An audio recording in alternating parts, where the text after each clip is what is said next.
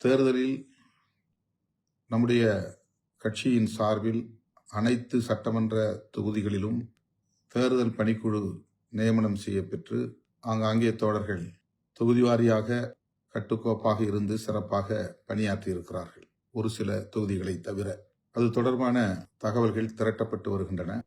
குறிப்பாக நாம் போட்டியிடாத பிற தொகுதிகளில் நம்முடைய தோழமை கட்சிகளின் வேட்பாளர்களுக்கு தேர்தல் பணி ஆற்றியதில் ஒரு சில தொகுதிகளில் இருந்து தோழர்கள் ஒற்றுமையாக இருந்து பணியாற்றவில்லை என்கிற தகவல்கள் வந்துள்ளன. அது குறித்து தகவல்கள் திரட்டப்பட்டு வருகின்றன. என்றாலும் கூட மிகச்சிறப்பாக நம்முடைய முன்னணி பொறுப்பாளர்கள் தோழமை கட்சிகளின் வேட்பாளர்களுடைய வெற்றிக்கு பணியாற்றியிருக்கிறார்கள். தீவிரமாக வாக்கு சேகரித்திருக்கிறார்கள். விடுதலை சிறுத்தைகளின் பணிகள் குறித்து கொண்டு நன்றியோடும் சுட்டிக்காட்டியிருக்கிறார்கள். அந்த வகையிலே நான் களப்பணி ஆற்றிய அத்தனை தோழர்களுக்கும் என்னுடைய பாராட்டுதல்களையும் நன்றியையும். விரைவில் மாவட்ட செயலாளர்கள் கூட்டம் ஒருங்கிணைக்கப்படும். அந்த தேதியும் பின்னர் அறிவிக்கப்படும். அதாவது இந்த தேர்தலை ஒட்டி ஒவ்வொரு சட்டமன்ற தொகுதிக்கும் நியமனம் செய்யப்பட்ட மேற்பார்வையாளர்கள் மற்றும் ஒருங்கிணைப்பு குழுவை சார்ந்தவர்கள் மாவட்ட செயலாளர்கள் உட்பட மீண்டும் அழைக்கப்படுவார்கள்.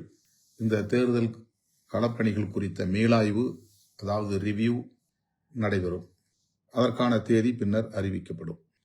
தேர்தல் நிதி ஒவ்வொரு மாவட்டத்தின் சார்பிலும் மாவட்ட செயலாளர் பொறுப்பில் வங்கி கணக்கில் செலுத்த வேண்டும் அல்லது நேரில் செலுத்த வேண்டும் என்கிற வேண்டுகோள் விடுக்கப்பட்டது. வழக்கமாக தேர்தல் காலத்தில் நாம் தேர்தல் நிதியை திரட்டுவதுண்டு. ஆங்காங்கே மண்டல வாரியாக நிகழ்வுகள் ஒருங்கிணைக்கப்படும். அந்த நிகழ்வுகளில் தேர்தல் நிதி வழங்கப்படுவது வாடிக்கையான ஒன்று. இந்த முறை அவ்வாறு நமக்கு அந்த நிகழ்வை ஒருங்கிணைப்பதற்கான கால அவகாசம் இல்லை. அதற்கான முன் ஏற்பாடுகளை நாம் செய்யவில்லை. தருமபுரி மாவட்டத்தில் மட்டும் 2 நிகழ்வுகள் ஒருங்கிணைக்கப்பெற்று ஏறத்தாழ 50 லட்சம் ரூபாய் தேர்தல் நிதியாக வழங்கினார்கள். தமிழ்நாட்டிலேயே ஒரே ஒரு மாவட்டம் தருமபுரி மாவட்டம். அரூரில் ஒரு நிகழ்வு, தருமபுரியில் ஒரு நிகழ்வு.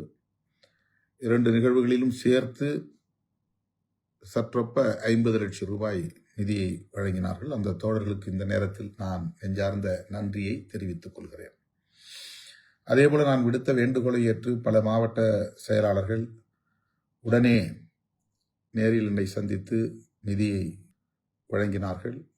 குறைந்தபட்சம் 50,000 1 லட்சம் 2 லட்சம் என்று சில மாவட்ட செயலாளர்களும், ஒரு சில மாவட்ட செயலாளர்கள் 5 லட்சம் 8 லட்சம் வரையிலும் வழங்கியிருக்கிறார்கள். உடனடியாக தேர்தல் நிதியை கட்சிக்கு வழங்கிய மாவட்ட செயலாளர்கள் மற்றும் இதர முன்னணி பொறுப்பாளர்கள் அனைவருக்கும் நான் நன்றி சொல்ல கடமைப்பட்டிருக்கிறேன். அனைவருக்கும் மனமார்ந்த நன்றி.